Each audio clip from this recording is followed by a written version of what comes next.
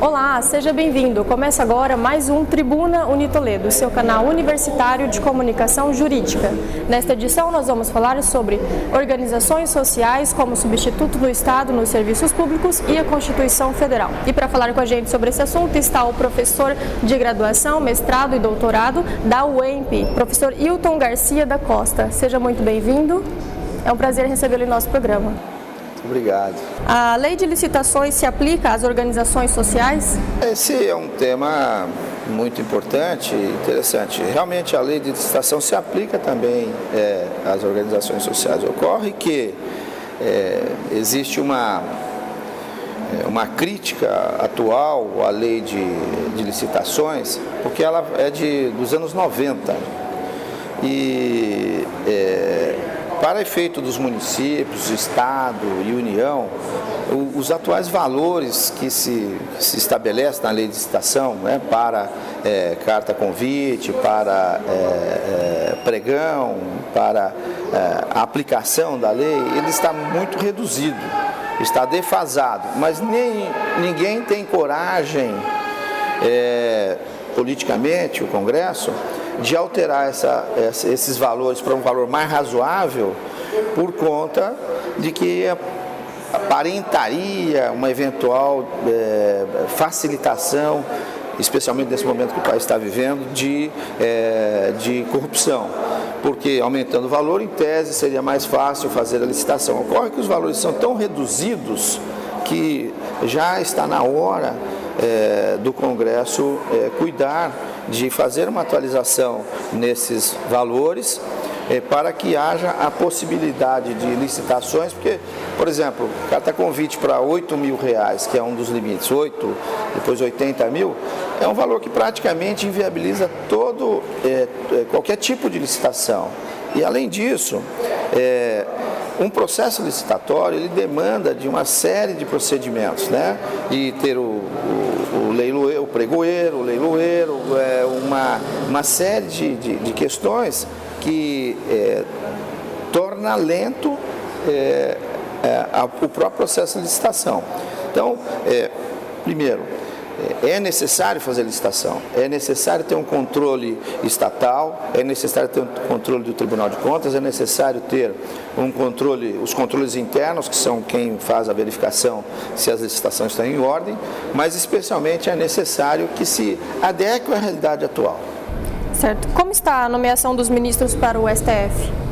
Então, esse também é outro tema que atualmente, com toda essa polêmica do STF, é muito interessante. Eu acho que é uma oportunidade de ouro também de modificação legislativa do Congresso Nacional. Nós fizemos uma proposta a partir de uma ideia do presidente da OAB estadual de São Paulo, Dr. Marcos Costa, com um grupo de estudos em São Paulo. Eu trouxe aqui também para a universidade a temática. Nós fizemos um estudo para encontrar qual seria a proposta que nós entendemos razoável. Houve essa discussão no grupo de pesquisa, consolidamos isso junto com o Dr. Marcos Costa, tem até uma documentação sobre isso.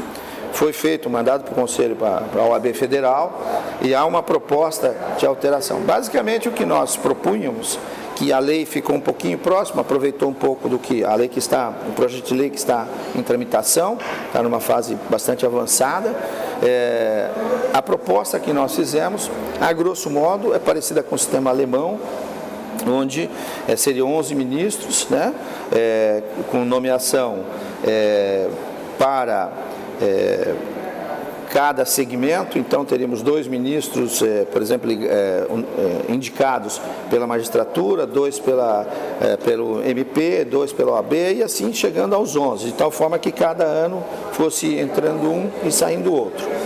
Numa lista sêxtupla, essa lista sêxtupla iria para o Senado faria a sabatina, feito a sabatina, ficariam 3, e desses 3 o presidente da República nomearia 1. Porque hoje o sistema e o sistema seria de mandato de 11 anos, né? E não vitalício. Porque o problema de ser vitalício é que o ministro nomeado hoje, ele pode ficar 20, 30, 40 anos no Supremo Tribunal Federal. Isto não leva a uma oxigenação, né? E leva a um anacronismo que seria interessante haver essa oxigenação, essa renovação, porque a sociedade se renova, a sociedade se reposiciona. Então, esse projeto de lei está tramitando, como está tramitando com 10 anos e não com 11, como nós tínhamos inicialmente feito a proposta. Mas o interessante é que esse é um momento que essa discussão é muito presente, é necessária. O que a gente faz de comparativo com o direito comparado mostra que, e na nossa proposta, no mandato de 11 anos, esse ministro voltaria para a situação anterior caso ele não se aposentasse.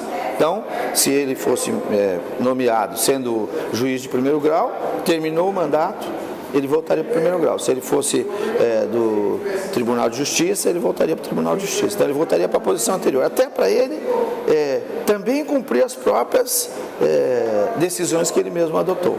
Então, porque hoje ele adota a decisão e ele não vai atender essa decisão como juiz ou como profissional do direito, operador do direito. Nessa sistemática, ele voltaria para a situação anterior. Caso ele tivesse tempo para aposentar, ele se aposentaria, mas caso não, ele voltaria para a situação anterior, o que daria uma certa unicidade mais forte no sistema. Certo. A ação das ONGs ou OSCIP, no sentido de escolher a aplicação de recursos, não fere o princípio da igualdade, já que pode privilegiar interesses regionais e locais? Não, veja, primeiro é o seguinte, as ONGs, juridicamente, esse nome é um nome, vamos dizer, fantasia, né? No Brasil nós temos as OS e as OCIPs, né? As organizações sociais e organizações sociais com interesse público. Essas entidades, elas atuam como substituto do Estado, basicamente naquilo que o Estado não consegue atender com bastante eficiência, né? E elas cumprem esse papel de uma maneira ótima, né? Então, quem são essas OS, né? E essas OCIPs? São organizações como Associação de Bairros, Santas Casas, sindicatos, cooperativas, o Sistema S, o SESI, né? São todas organizações sociais que cumprem um papel que o Estado não consegue cumprir com eficiência. Não que o Estado não queira, é que o Estado, para fazer essa função, ele teria muita dificuldade. Por exemplo, a Associação de Crianças Defeituosas, né? ACD. O Estado não teria um custo muito elevado e não teria especialidade para atender esse público. Por exemplo, as cooperativas de catadores, né, de lixo, que fazem um papel importante dentro da sociedade no sentido de reciclagem e no sentido de ter sustentabilidade a si mesmo através do sistema cooperativo. Também é uma organização social que tem um fundamento importante para a sociedade. A Associação de Bairros, por exemplo, o que ela faz, né? A Associação de Bairros vai identificar a demanda local, a demanda específica daquele bairro.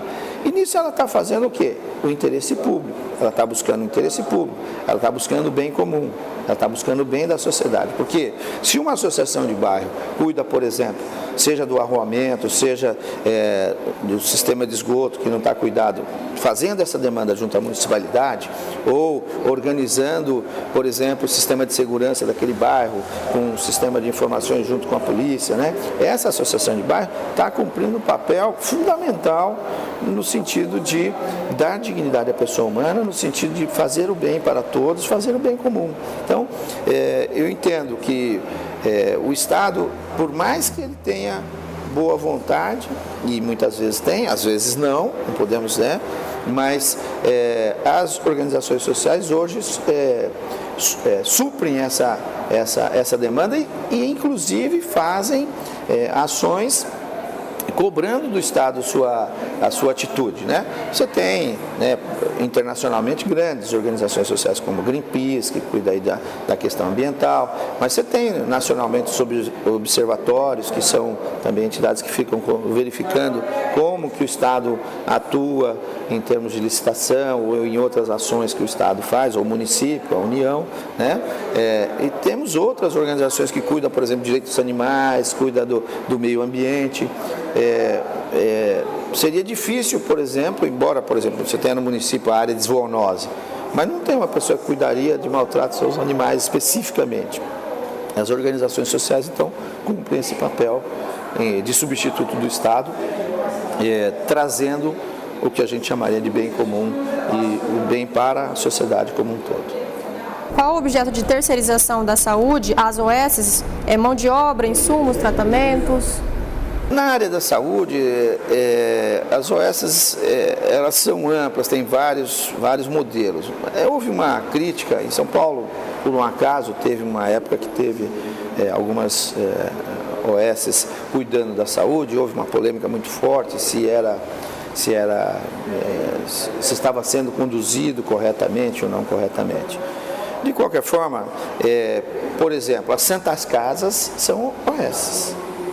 Eu não vejo como o Estado poderia cuidar de tantos hospitais quanto as Santas Casas têm de hospitais. Não vejo como o Estado poderia ser tão eficiente como as Santas Casas. Aliás, as Santas Casas vêm, inclusive, antes do Estado, em algumas circunstâncias, quando nem o Estado tinha.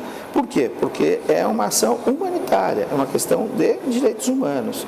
As Santas Casas têm essa vocação, né?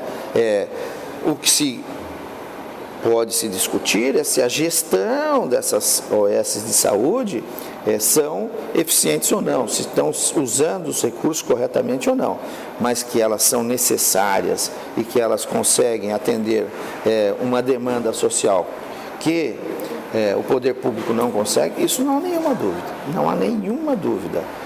A grande questão temos que ter uma métrica com instrumentos métricos de controle ou de verificação de como os recursos estão sendo aplicados, ou seja, da eficiência da aplicação dos recursos. Se não estão sendo aplicados corretamente, então que se tome medida corretiva, né? Aí de várias maneiras, se é improbidade, se não é improbidade, a maneira que vai tomar a medida corretiva é uma questão que se tem, depende de caso a caso. De qualquer forma, a saúde no Brasil, e posso até estender isso para o mundo, ela não consegue ter eficiência se não tiver as organizações sociais acopladas buscando esse atendimento. Por exemplo, aos idosos, né, também, que tem as casas que cuidam de idosos, que tem apoio do Estado, mas não, se o Estado cuidar diretamente, a eficiência é muito menor. Certo. Professor, qual que é a importância da discussão do tema dessa palestra de hoje com os alunos do curso de Direito? Hoje, assim, só para você ter uma noção, pessoas envolvidas diretamente com organizações sociais, nós temos em torno de 2 milhões e 200 mil pessoas no Brasil, o que significa praticamente 1% da população, quase 1%. Então é um campo de trabalho fantástico. Se você pensar que em campo de trabalho você vai ter isso. Você pode pensar também em voluntariado, né? Nós, da área do direito, somos essencialmente pessoas que buscam o bem comum, que buscam o bem da sociedade, que buscam a estabilidade da democracia, que busca cobrar o Estado que ele cumpra as suas funções, o que está previsto na Constituição, como está previsto.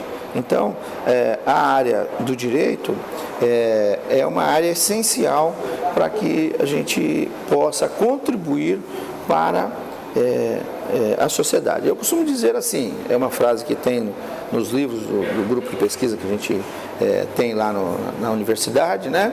Que não é a universidade para a universidade, é a universidade para a sociedade, é a universidade para a comunidade.